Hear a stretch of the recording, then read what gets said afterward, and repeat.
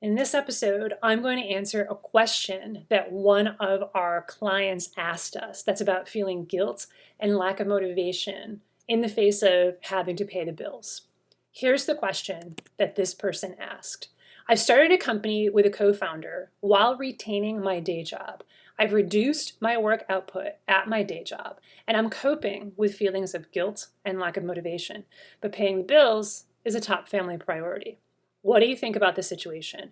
Should I keep coping knowing it's the best approach for now, or is there a better way? Stay tuned for my response.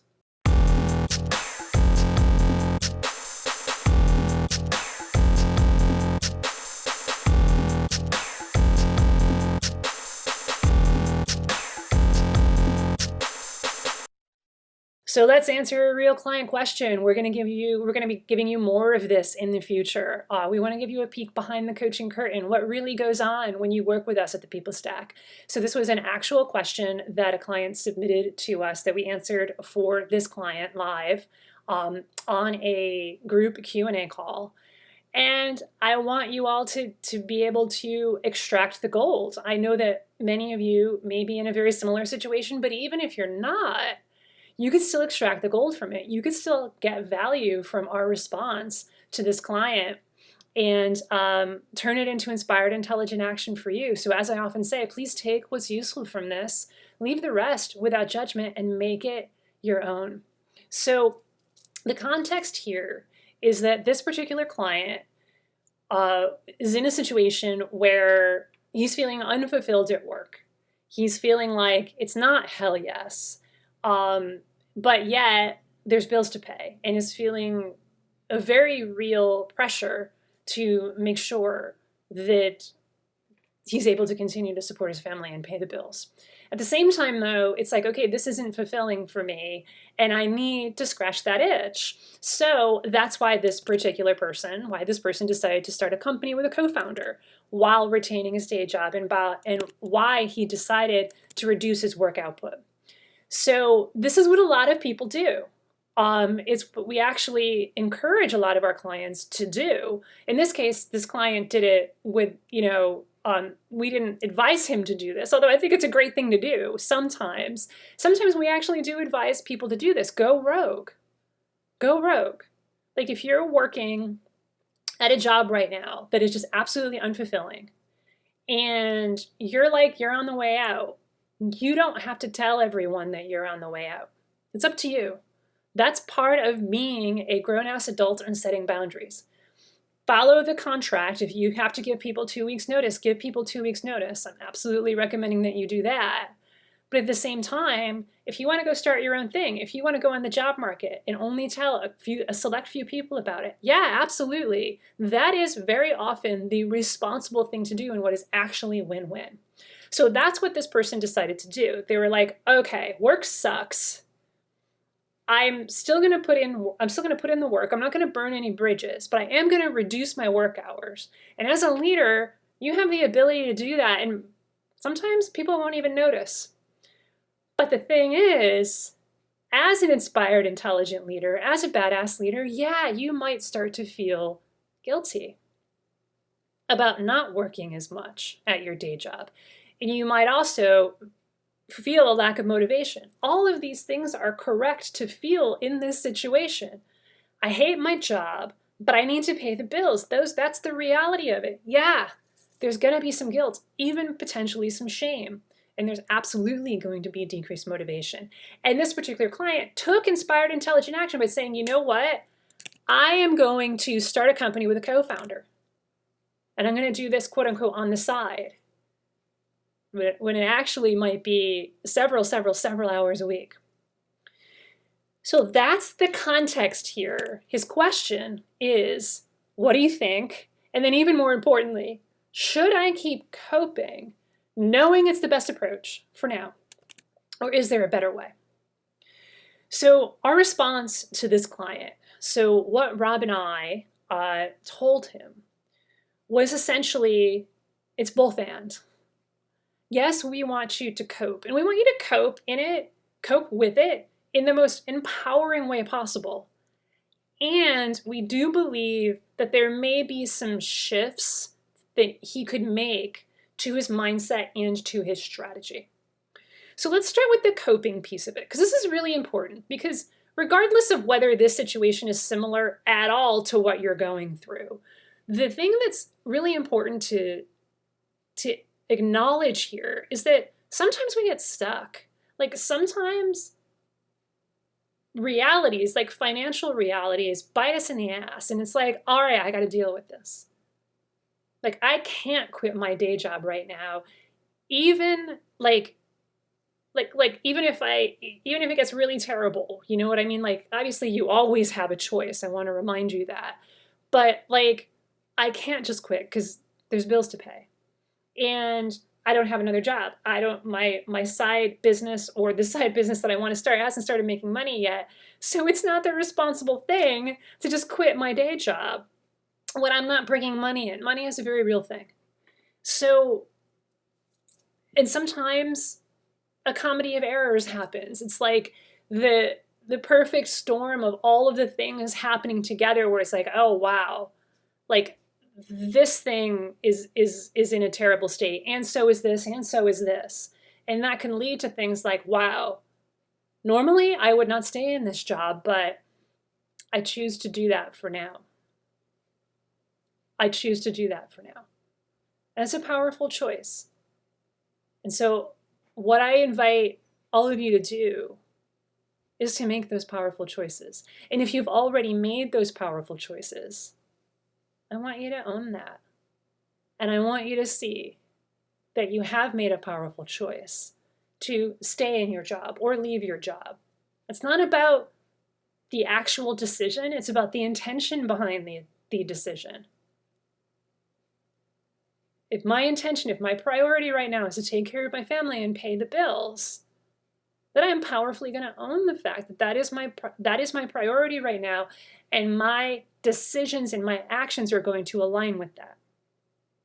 As opposed to feeling forced into a situation where I have to stay or else I can't pay the mortgage. That never feels good. It could be the same external circumstances. All that's different is the way that you're thinking about it. So yes, cope. Coping is a neutral term. Coping doesn't mean that you're settling. Coping doesn't mean that you're struggling. It could, but it doesn't have to. Coping means I'm dealing with the reality in front of me right now. And that's what we do.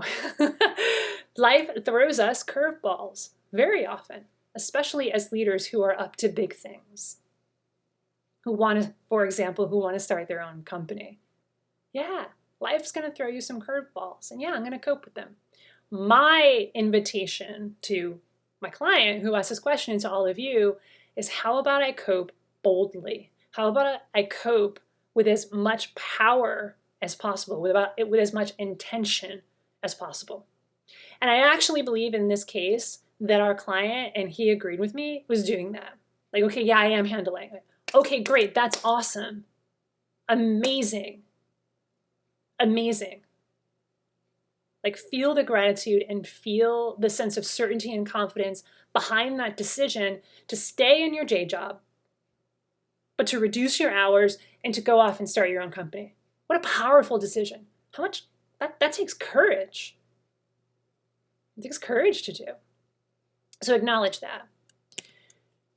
So I want you to cope. I want you to do it powerfully. The second part of the question, is there a better way to handle this situation? The invitation that we sent out to our client and that I'm going to send out to all of you is that how much are these decisions connected to your mission, your career mission, and your vision for your future, versus how much are they connected to the shitstorm or the pending shitstorm that you think might be coming? Because it's always better to make decisions based on your mission. Like, this is what I'm here to do. These are my values. These are my principles. and your vision for the future. Here's what I want to create. Here are the outcomes. Here are the results that I see in my future. It's always better to make decisions that way versus solely based on there's a shitstorm and oh my God. So there's a bit of a paradox here. Like I am saying, yes, deal with the present situation, but don't deal with it so much that you're forgetting about your future. Always keep your future in mind, your mission and vision in mind. And so, is there a better way to deal with this? Yes, potentially. If you're not, have you reconnected with your mission lately? This is something that we say to our clients often. And the very first thing, week 1, when any People Stack Accelerator client, People Stack Accelerator is our signature program, where it's only for devoted technical leaders who are ready to transform their tech careers and build their dream career and their dream life. Week 1, it's mission. What's your mission? What do you want? What do you really want in your career? Write it down. And we guide them through that process. So I asked this client, have you revisited your mission lately? And I don't remember this person's exact response. What I will say is that often the response is, if it's yes, it's and I want to take another look at it. But very often the answer is no. I haven't looked at my mission lately. This is a client we've been working with for a while. If this is a client that was like week 2 or week 3 in our program, I can guarantee you that, well, there's a very high degree of probability that they have looked at their mission lately because that's their number 1 action, right? But once you create that mission, sometimes you forget about it. And the mission isn't something that you do and you write down and then you just forget about. But you know what? Life happens, and sometimes we forget that we created this really powerful document that helps us reconnect to our purpose. So, do you have a mission, and have you written it down? That's where some of you might want to start. Here's what I want in my career. Here are the outcomes that I want to create, and here's who I want to be as I create them. Have you done that? Because if you're feeling stuck in your career right now, if you're feeling like scarcity mindset is starting to creep in, if you're feeling guilty about going rogue, if you're feeling overwhelmed, if you're feeling a lack of motivation at work, start there. Do you have a crystal clear mission in your career, and have you written it down? And if you have you read it out loud lately? And have you truly connected, not just in your brain, but with your body, your spirit, your soul, with what it means to you?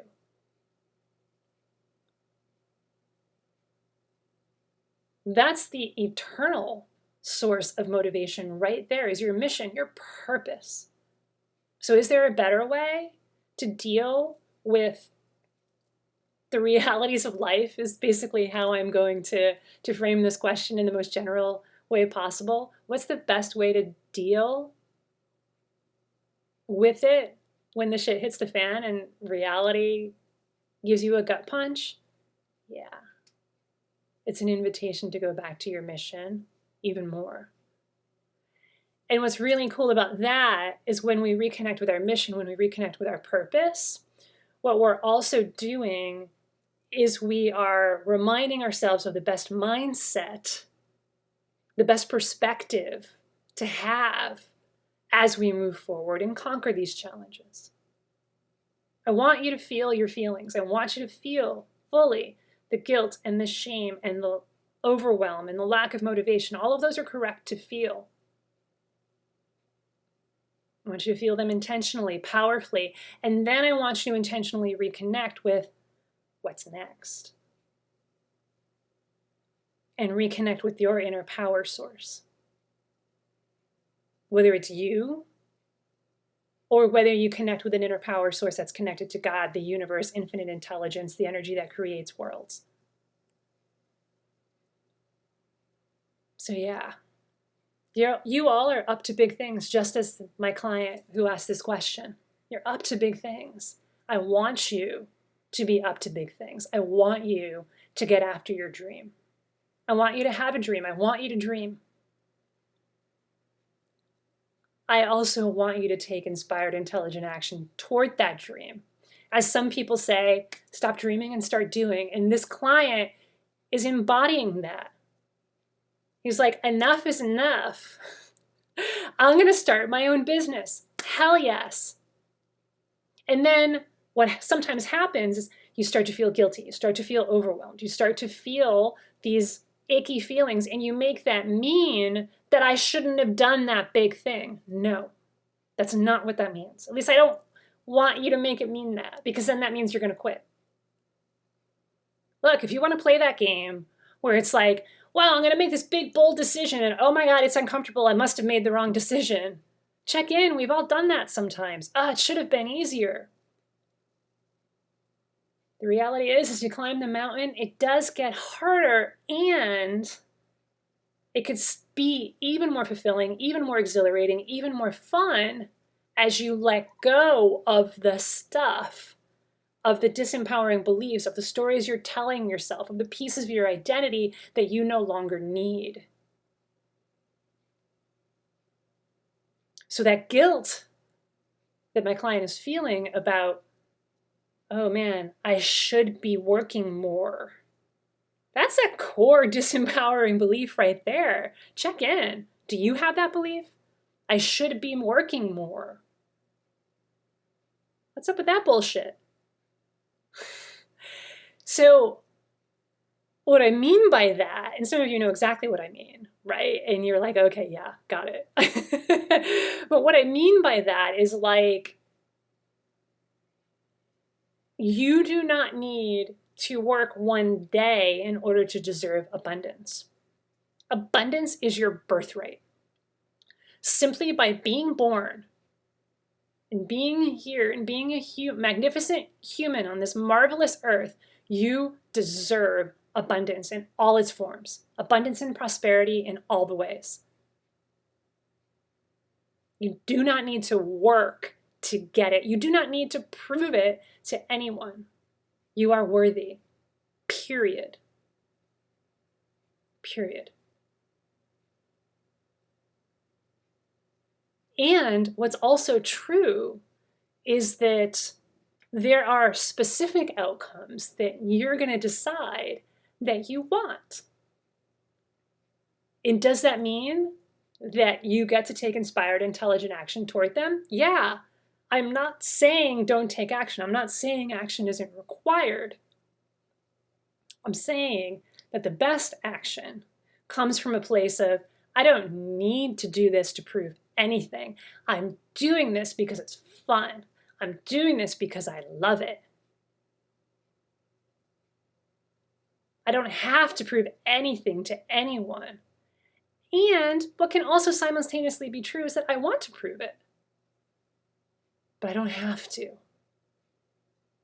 So isn't it so interesting how such a seemingly potentially innocuous, simple feeling like guilt can mean all of these things? So don't ignore your feelings. They can give you some really, really great data. And the other piece of it was lack of motivation. That's why this question is so wonderful, and it's why I chose it. There's so many layers to this. There's really like 4 or 5 questions within this question. Another one of them is, I'm feeling a lack of motivation. How do I fix it? Go back to your mission. Reconnect to your purpose.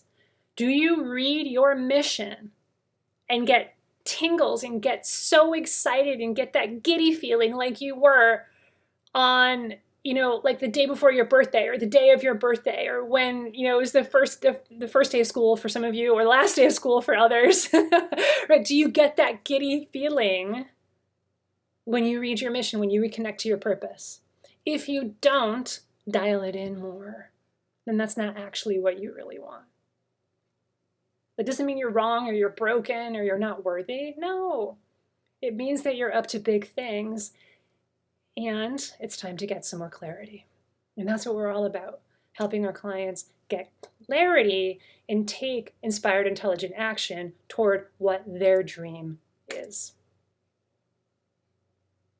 So yeah, reconnect to your mission, reconnect to purpose, and then take the next action.